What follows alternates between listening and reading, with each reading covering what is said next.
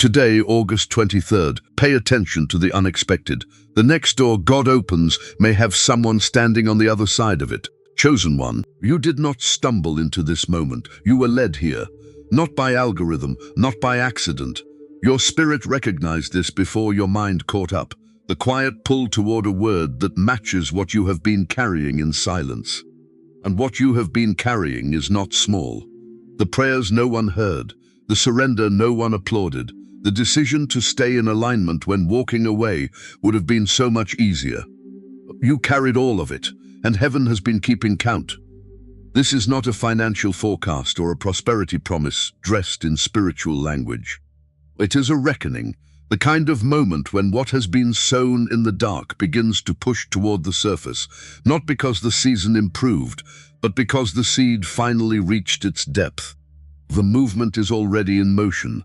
What you are about to encounter, the unexpected connection, the door you did not knock on, provision that arrives through a channel you did not build, is not approaching. It is coming to completion. There is a difference. Lamentations 3 verses 22 to 23 grounds this in the character of God rather than the conditions of the season. Because of the Lord's great love we are not consumed, for his compassions never fail. They are new every morning. Great is your faithfulness. The mercy that sustained you through every difficult season did not fluctuate with how the season felt. It was new every morning, even the mornings when you could not feel it. That same morning by morning mercy has been carrying the promise forward through every silent chapter. Isaiah 43 verse 19 asks a question before it makes a declaration. Do you not perceive it? God is doing a new thing, streams in the wasteland, a road through the wilderness. But the question is not whether you deserve it or have been patient enough. The question is whether you are present enough to recognize what is already forming at the edges of your story. This is that moment. Whatever you have been carrying, pay attention. The answer is forming. Stay with me to the end of this message, and if it speaks to you, please subscribe and share. Because someone in your circle is carrying something too, and they need to hear this today. 1. Heaven noticed what others ignored. There is a ledger that no one in this world has access to, and it does not record fame or applause or the number of people who witnessed what you did. It records faithfulness, and in that ledger your name has more entries than you know. Think about what you gave when your budget had no room for generosity. Think about the forgiveness you extended when you had every legitimate reason to withhold it. Think about the fast you completed when your body was exhausted and no one would have known if you had quietly stopped. Think about the prayer you prayed at 2 in the morning in a room where the only witness was God. Those moments felt ordinary to you, maybe even invisible. But they were being recorded by the only eyes that never close, the only memory that never fades, the only rewarder who never forgets what he has been given. In a corner of a house where no one else comes, there is a plant that has been watered every morning for months. It has not flowered, it has not grown visibly in any dramatic way. But every morning, the same hands return to it.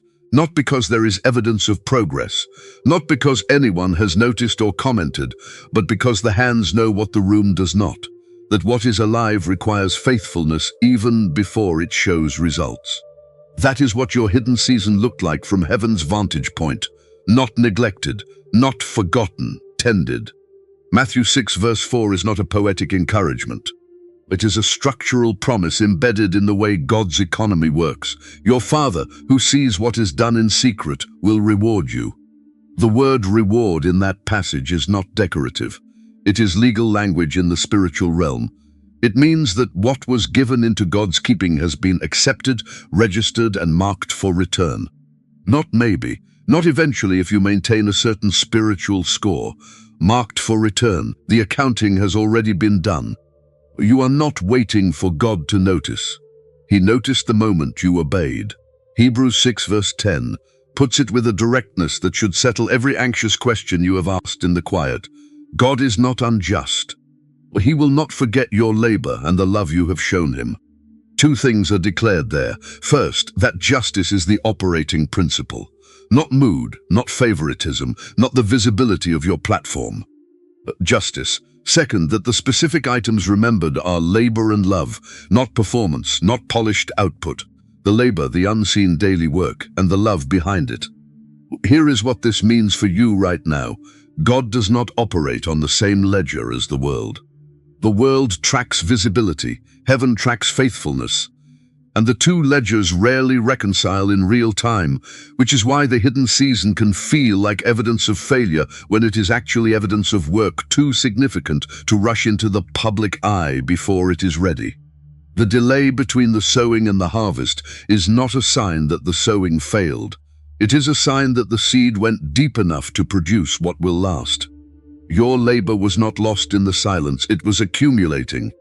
And what has been accumulating in secret is now approaching the moment when it meets its return.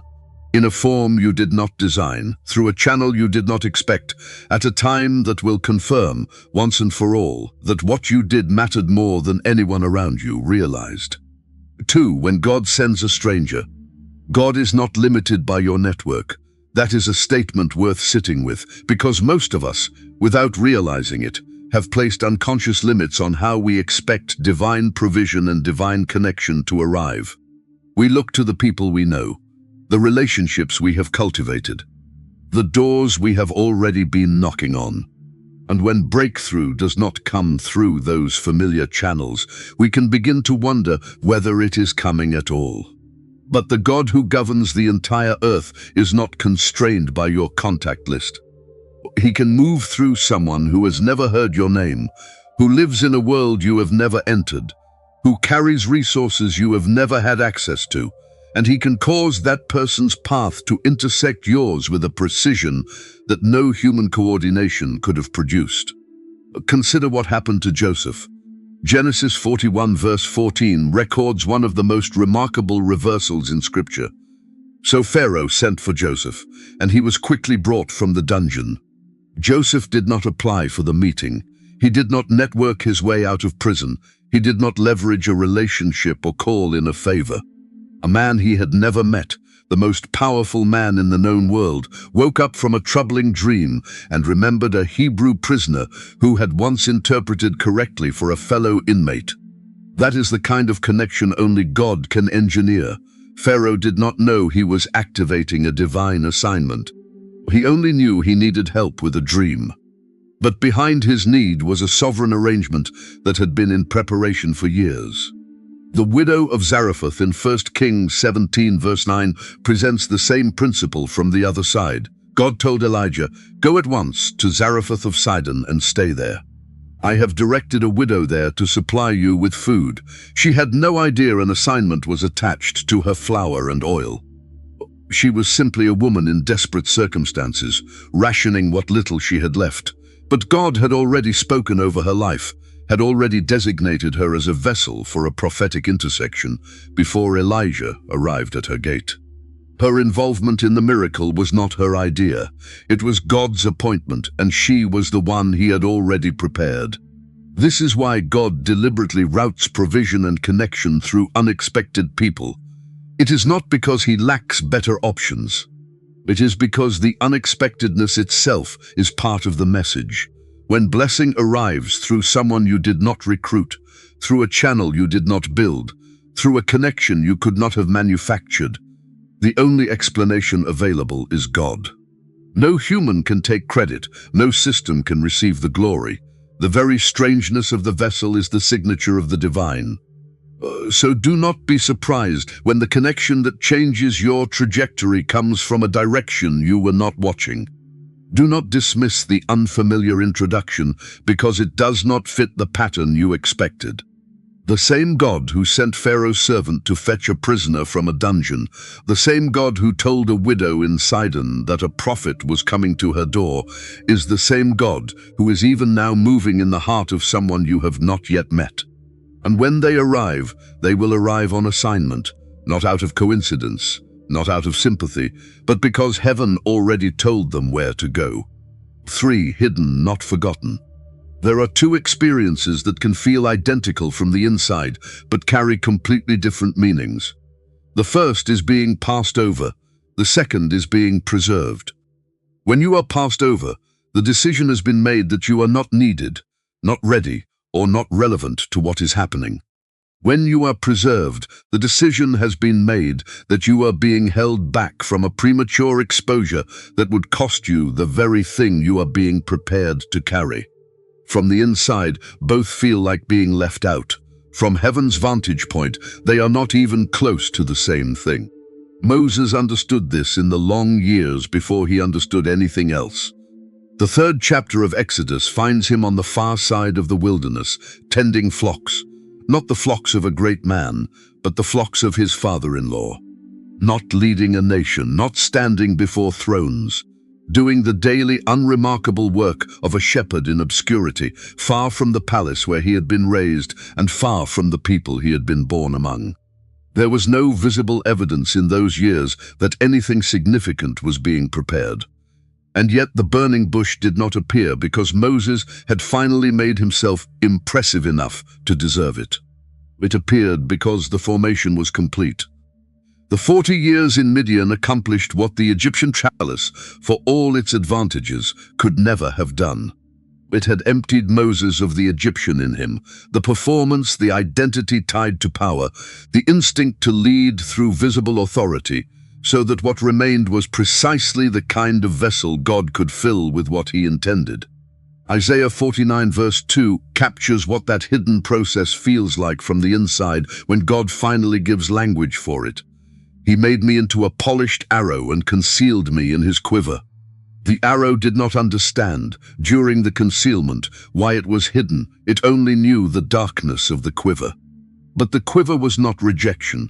It was readiness in storage. The arrow held back not because it had failed to be sharp enough, but because the precise moment for its release had not yet arrived. There is a drawer somewhere with a sealed envelope inside it. On the front of the envelope, written in careful handwriting, is a single word: seeds. The seeds inside are viable, tested, labeled, chosen for a specific purpose. They are not waiting because they are flawed. They are waiting because the ground is not yet prepared to receive them. The season for planting has not arrived, and the one who placed them there did not forget them. They check on them. They know exactly where they are. They are waiting, with patient intention, for the moment when everything is ready. That is precisely what God has been doing with you. David was not in the lineup when Samuel came to anoint the next king in 1 Samuel 16 verse 12. He was in the field. He was doing work no one considered significant enough to interrupt for a prophetic ceremony. He was not even summoned until the oil refused to move for anyone else, and then he came. Not polished, not prepared for the occasion, not carrying any visible qualification for what was about to happen, and the oil flowed. Because the readiness God had been building in the field was exactly the readiness the throne required. You were not passed over. You were preserved, and what was preserved in you during the hidden season is about to meet the moment it was preserved for. For obedience was the trigger. There was a moment, and you may not be able to pinpoint exactly when it was, when the heavens shifted. Not because you did a grand gesture, not because you made a grand gesture, or stood on a stage and made a proclamation. It happened quietly, in a moment so ordinary that you may have moved past it without registering its weight. A choice to give when your account was already stretched thin. A decision to forgive when the wound was still fresh. A yes to a step that felt inconvenient, unglamorous, even foolish, because the Spirit had nudged you in a direction that made no immediate sense. And in that moment, without fanfare and without witnesses, weight in the spiritual realm was set in motion. Deuteronomy 28 verses 1 and 2 does not say that blessings will eventually find you when God gets around to it. It says they will overtake you. That is the language of acceleration. The idea that what has been building in reserve through sustained obedience can, at a specific point, move faster than you are walking. You are not chasing the blessing. The blessing is catching up to the obedience that preceded it. Luke 16 verse 10 establishes the principle that governs this entire process. Whoever can be trusted with very little can also be trusted with much. The door to greater responsibility does not open because you demanded it. It opens because a sustained pattern of faithfulness in smaller things built the infrastructure that greater things require. You were not just passing time in the hidden season. You were passing a test, and the test was not a single dramatic moment. It was a series of small, private, costly decisions that accumulated into a character capable of carrying what is coming. Here is what that accumulation looks like in practice. Each act of hidden obedience does not simply qualify you for the next level, it builds into it. The faithfulness you showed when no one was watching built a foundation. The surrender you offered when it was painful laid a foundation. The yes you gave when every reasonable voice around you said not yet, or are you sure, or that doesn't make sense, became a load-bearing wall in a structure that is now larger than any single act could have produced. Obedience in obscurity has compounding interest. The return does not reflect only the last act, it reflects the accumulated weight of every act. Isaiah 1 verse 19 makes the terms plain. If you are willing and obedient, you shall eat the good of the land. Willingness is the posture, obedience is the action. Together, they constitute the full spiritual currency. And you have been paying into this account, not in one large deposit, but in the kind of consistent, unremarkable, faithful deposits that most financial advisors would say look too small to matter. Heaven's advisors calculate differently. In God's economy, the consistency of the deposit outweighs the size of it every time. The trigger has already been pulled. What is unfolding now is not the beginning of God's response to your obedience. It is the visible emergence of a response that has been building since the first time you chose faithfulness over convenience in a moment nobody else saw. The door opening is not a reward for a single act. It is the cumulative result of a sustained posture of surrender, and it is now finding its way into the visible world. 5. This shift is deeper than geography. Before God ever moves your feet, He has already moved your vision. That is the sequence, interior before exterior, always. The new place He is bringing you into is not primarily a location. It is an atmosphere, and the atmosphere matters enormously because not every environment is capable of receiving what God has cultivated in you. There are gifts on your life that have been present for years, developed in the hidden season, refined under pressure, sharpened by the very resistance you encountered, that have simply not found the conditions they need to fully emerge. That is not a failure of the gift. That is a mismatch between what the gift requires and what the current environment provides. When God moved Abram in Genesis 12 verses 1 and 2, He did not give him a full picture of the destination. He gave him a direction and a promise. Go to the land I will show you, and I will bless you so that you will be a blessing. Two things are inseparable in that commission, the blessing and the assignment.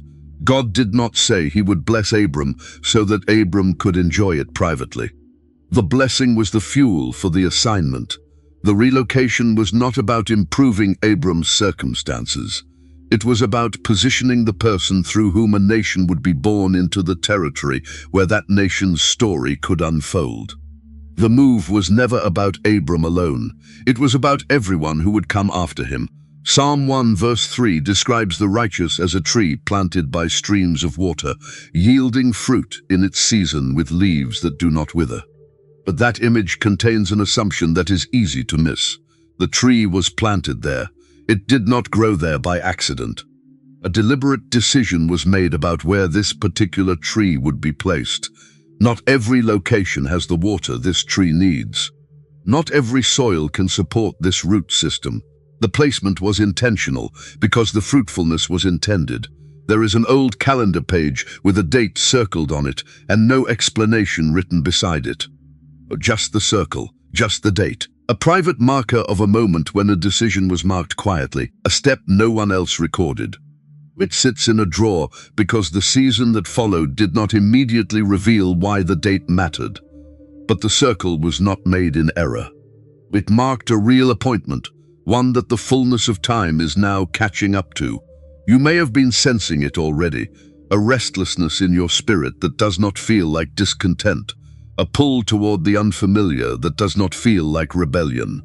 That is not dissatisfaction with God's provision. That is your spirit, registering what your circumstances have not yet confirmed, that the environment you are in has given you everything it was designed to give, and the next season of fruitfulness requires a different kind of soil. The environment that stretched you in one season may be the same environment that now constrains you in the next. Not because it became bad, but because you grew beyond what it was designed to hold. The word already spoken over this season of your life remains true.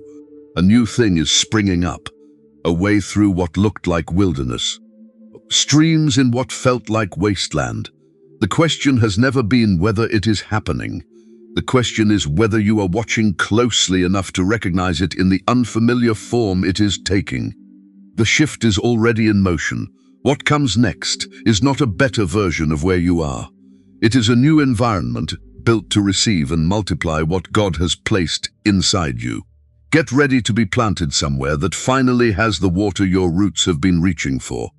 6. What comes next must be carried with wisdom. Not everything that arrives as a blessing stays a blessing without stewardship. That is a truth that rarely makes it into conversation about divine provision. And its absence from those conversations has cost more people than anyone tracks. Provision that arrives without the wisdom to carry it can become the very thing that destabilizes the life it was sent to resource. This is why the season of formation you have walked through was not only about preparing you to receive, it was about preparing you to hold. The weight of what is coming is proportional to the depth of what was built in the hidden season, and depth was built precisely so the weight would not crush you. Proverbs 10 verse 22 draws a line that matters. The blessing of the Lord brings wealth without painful toil for it. This verse is not a promise of effortless comfort. It is a description of the character of genuine divine provision. It arrives without the corrupted mechanisms of striving, manipulation, or compromise. It comes clean, but clean provision still requires careful stewardship. The absence of painful toil in the getting does not remove the responsibility in the holding. If anything, it increases it. Here is the distinction that will determine what the next season produces. There is provision that funds comfort, and there is provision that funds calling. On the day it arrives, they can feel exactly the same. The difference only becomes visible in the spending. Comfort-funded provision moves toward ease. It pays for rest, for relief, for the reduction of pressure. Calling-funded provision moves toward impact. It pays for the next step of the assignment, the resource that enables the work, the investment in what will outlast the moment. God is not sending provision to give you a softer life. He is sending provision to give your calling a longer reach. Deuteronomy 8 verse 18 places the stewardship responsibility with complete clarity. But remember the Lord your God, for it is He who gives you the ability to produce wealth. The ability is God's provision. The remembering and the choices that flow from that remembering is yours. What you build with what is coming is not up to heaven alone. Heaven funds it. You steward it. And the stewardship question is not primarily what you spend it on. It is what you are building with it. Are you building what will require the next generation to start from scratch? Or are you building what hands the next generation a foundation to build further on? Legacy is the long game of stewardship, and legacy is what God has in mind when He funds a calling rather than a comfort. The wealth that comes with wisdom produces what outlasts the one who received it, in family, in community, in the ongoing work of the assignment that the provision was sent to resource. Hold it well. Spend it with intention toward impact rather than accumulation. Ask consistently whose life the spending serves, what the investment is building toward, and whether what you are building with it will require the next generation to start from scratch or hand them a foundation to stand on. Let the same character that was forged in the hidden season govern every decision made in the visible one. What God entrusts to a yielded steward does not diminish. It multiplies. And that multiplication is the evidence, visible to everyone around you, that what arrived was from God. 7. The silence was construction, not punishment. If the hidden season had a voice, it would tell you this. Everything that happened in the quiet was for your good, even the parts that did not feel like it. The silence was not God looking away. It was God leaning in, doing the kind of close, precise, unhurried that can only be done when the noise has been removed. Because silence builds what no amount of activity can produce, the ability to hear one voice clearly among many. In the noisy seasons, you can mistake urgency for direction, momentum for calling, the approval of crowds for the confirmation of heaven. In the silent seasons, all of that falls away. And what is left, when everything else has gone quiet, is the voice you were always supposed to be listening to. James 1 verse 4 names the work of perseverance with a specificity that is worth dwelling on. Let perseverance finish its work so that you may be mature and complete, not lacking anything. The word complete there implies a process that has run its full course. Not interrupted early, not abbreviated for convenience, not rushed because the waiting became uncomfortable. Perseverance finishing its work means work was being built over time, and the building required every season that preceded the finish. Cut the process short and you get an incomplete vessel. Let it run to completion, and you get a vessel that lacks nothing it needs for what comes next. There was a note once, handwritten, slipped under a door before anyone had thought to ask for help. No name on it. Just the deed, just the provision given before the need was even voiced. The one who gave it did not stay to be thanked. They did not announce it later in a room full of people. They simply heard the Spirit and acted on it, in the dark, without audience. That is the quality of faithfulness that the silent season produces in a person, not the kind that needs recognition to sustain itself. The kind that acts because it is right, regardless of who is watching. Romans 5 verses 3 to 5 traces the formation arc with remarkable precision. Suffering produces perseverance. Perseverance produces character, and character produces hope that does not disappoint. Follow that sequence. The suffering was not the point. It was the first step in a chain of spiritual formation. The perseverance it produced was not the point either. It was the mechanism. The character that emerged from sustained perseverance is what actually mattered. And the hope that character produces is not the anxious optimism of someone who has not yet been tested. It is the settled, fire-proven confidence of someone who has learned that God is faithful in the specific, personal, costly ways that only the hidden season can teach. Psalm 31 verses 19 to 20 names what the hidden place actually contains. How abundant are the good things that you have stored up for those who fear you, that you bestow in the sight of all, on those who take refuge in you. The secret place was never empty. It was a storage room, and what was stored there during the years of hiddenness was not dust and delay.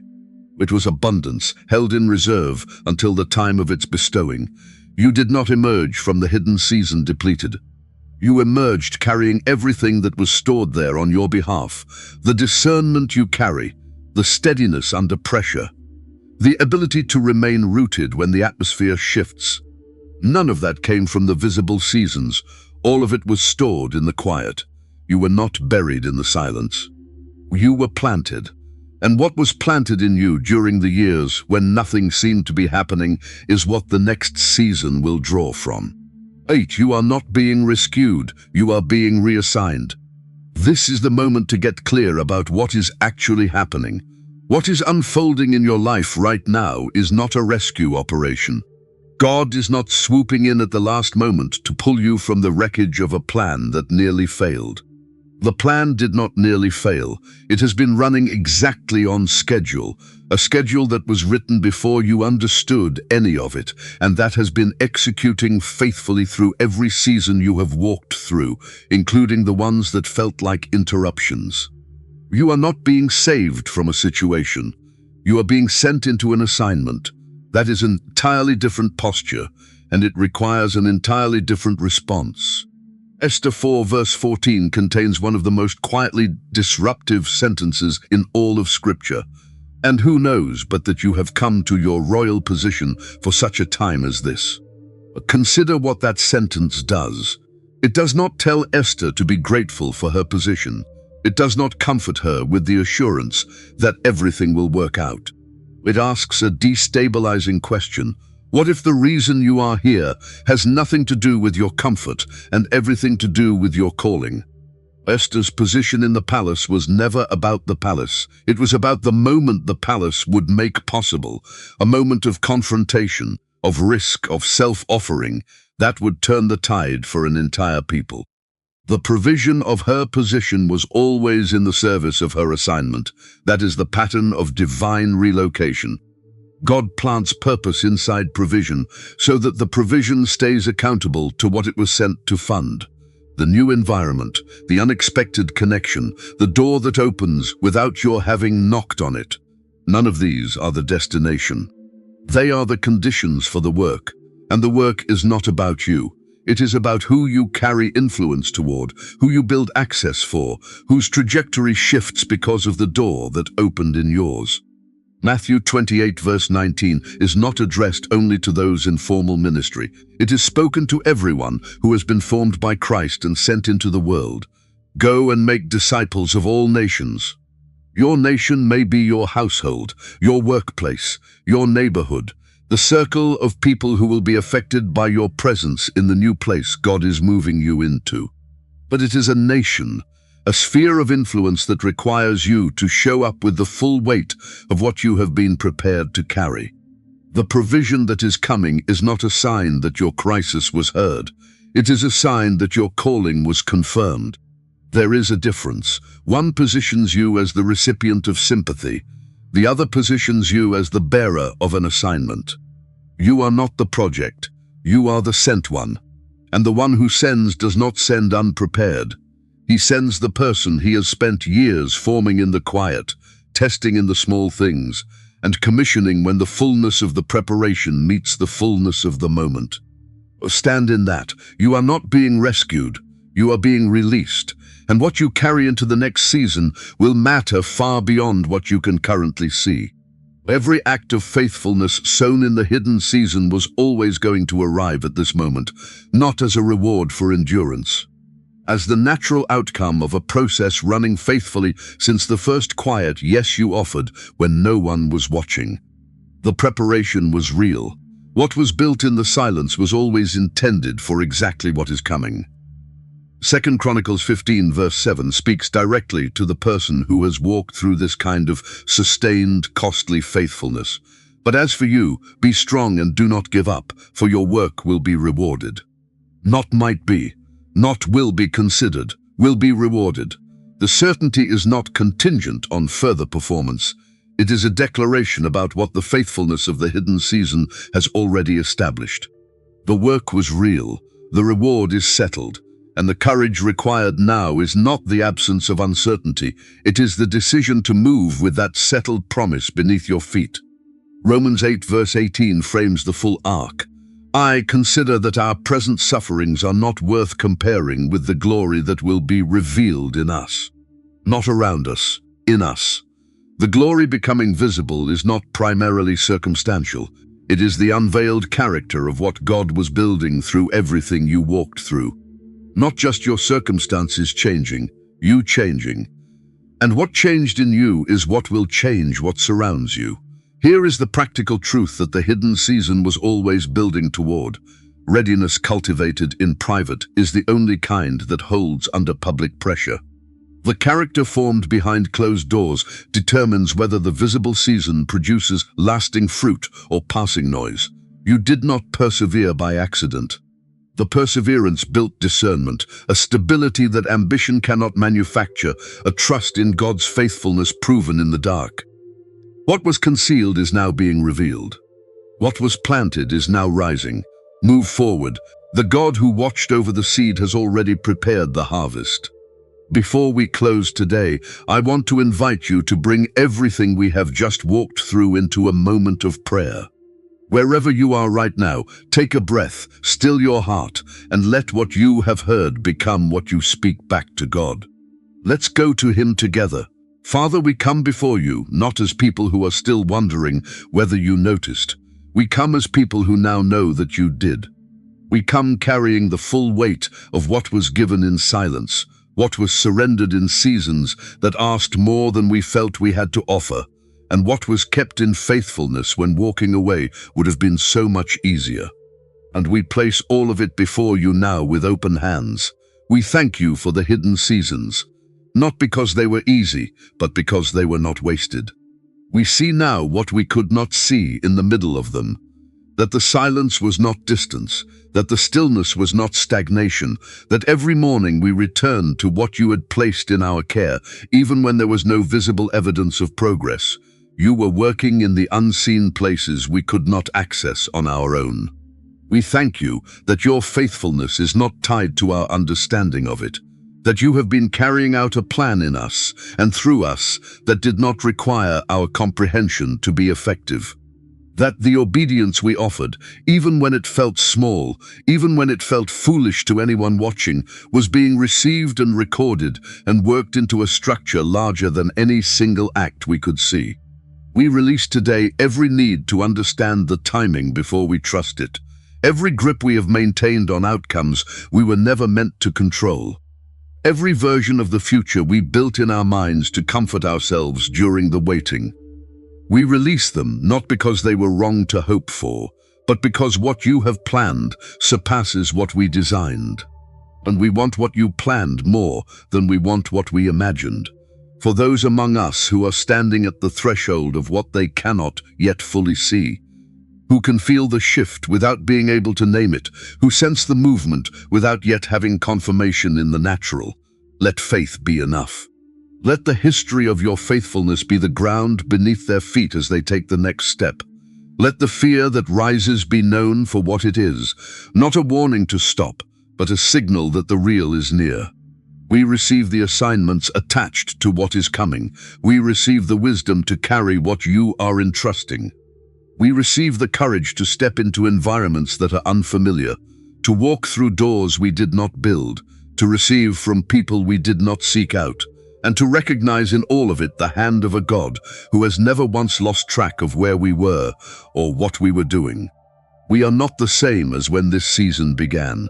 What the hidden season built in us is real, and we trust you to use it for everything you had in mind when you began the work.